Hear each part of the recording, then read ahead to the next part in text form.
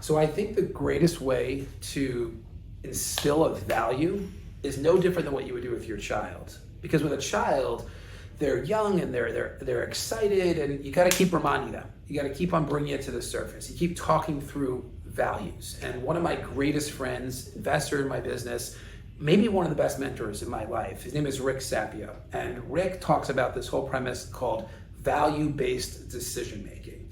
And this is so critical because most people never actually define their values. So as a result, when they're making decisions, they're almost done randomly, and they'll make a decision that actually violates something that they do value, but because they haven't defined their values, that's why they made a decision a certain way.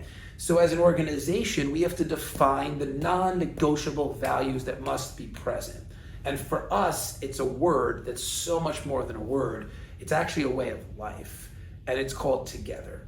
And this is all that we have to say. If there's ever anything out of whack, it's just together as a way of life. So recently in our team, there's just a lot of positive pressure going on. We're doing this challenge for portfolio companies where we're taking 100% responsibility for the companies, even if there's a founder sitting in that seat. We're pretending like they're ours. And we're doing it for a sprint to see what we can produce. If we don't ask for permission, we ask for positive forgiveness because we put some significant points on the board. And I could see like some testiness across departments where certain departments feel like there's things that they should be getting faster on a different time frame, and other departments are like, I'm already stretched so thin, and that's violating our values. Because together is a way of life, it's not a word. And if a department or a person needs help, the H in together is to help others. So if you're not helping that person who is in need, you're violating our values. And our values are absolutely non-negotiable.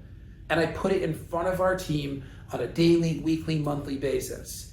And we're all humans. There's points of time we're gonna do things that violate what we call our code. It's even deeper than values. And all we need to do is just remind the person, hey, by the way, remember T? Is take 100% responsibility for your outcome.